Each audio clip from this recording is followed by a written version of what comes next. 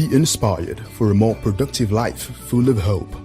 Welcome to Spokesman Daily Inspirational Messages with Reverend Professor Greg Erabo, a physician, professor of medicine, leadership coach, president of the Spokesman Communication Ministries, senior pastor of the Sanctuary of Hope Church, and founder of the multi-dimensional ministry, Greg Erabo Ministries International.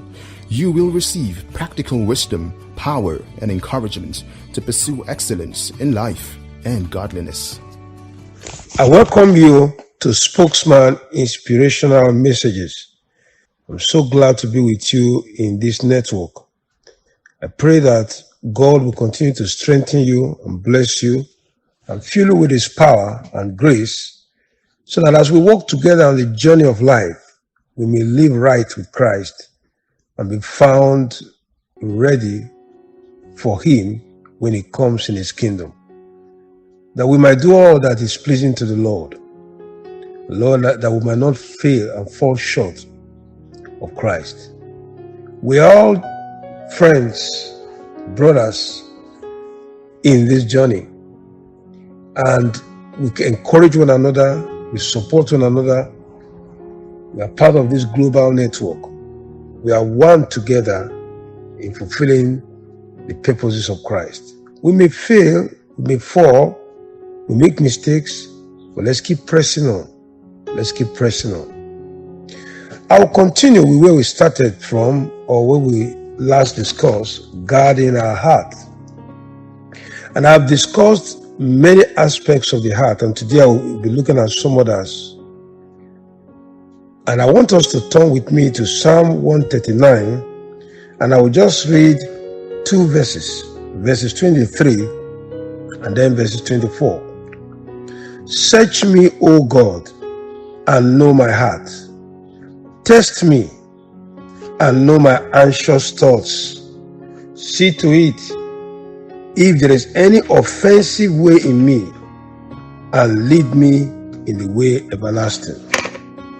Search me, O God, and know my thoughts. Test me and know my anxious thoughts. See if there is any offensive way in me, and lead me in the way everlasting.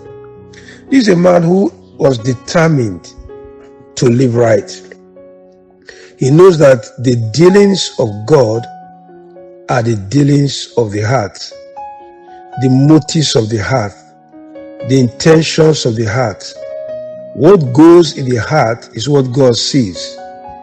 We may do all kinds of things externally. We may be very busy doing things for God. We may be well known as very good people. But if our heart is sick, then as far as God is concerned, we will not make any progress. And so this morning, I want us to look at complaining heart. Complaining and murmuring is one big thing that God does not like.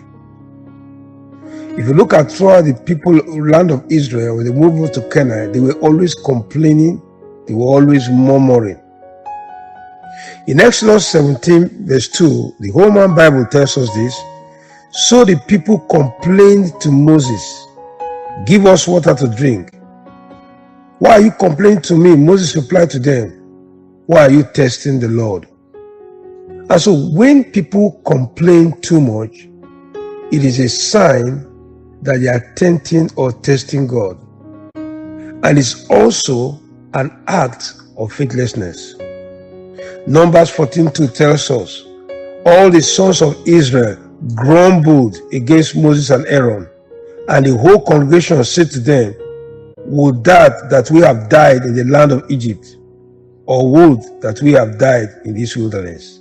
You see, when people complain, not only do you stop the progress of God's people, you also create an atmosphere that paralyzes initiative, that destroys the problem-solving capacity. You twist to the negative aspect of things rather than becoming proactive. In Numbers 11 verse 1, we read, now the people began complaining openly before the Lord about hardship. When the Lord heard this, his anger burned, and fire from the Lord blazed among them, and consume the outskirts of the camp.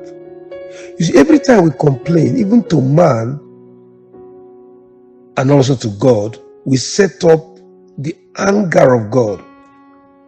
And in this case, God's wrath consumed them and then destroyed them. In Nehemiah 5:6, this was the man Nehemiah talked, said, Nehemiah was called to build, but he found out that people were kept complaining and complaining and complaining and complaining. Are you an encourager, or you are always grumbling and complaining in your institution? I know what it takes to complain because I've done it in the past. And those who complain, they criticize. Those who criticize, they don't do anything good.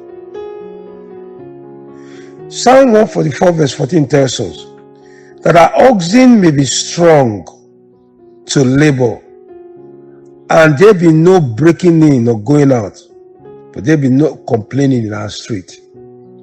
One good sign of great leadership, either in the local church, either in a community, either in a state or either in a nation, is that complaining and grumbling will be minimized.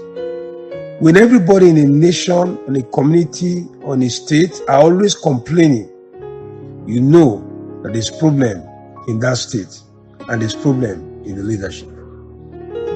Jesus said in John chapter 6 verse 43, he says, stop complaining among yourselves. You see, those who complain with gossip, those who complain with slander, those who complain with paralyzed initiative and pollute the minds of very committed people.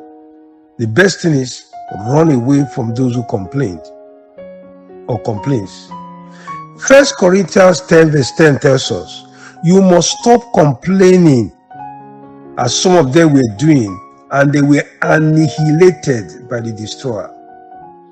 In fact, when we keep complaining, we attract the devil. We are saying God is not good, and the devil will take that opportunity to accuse us before God, and then the hedge that surrounds us will be broken, and God forbid, we could be annihilated. 1 Peter 4:9 tells us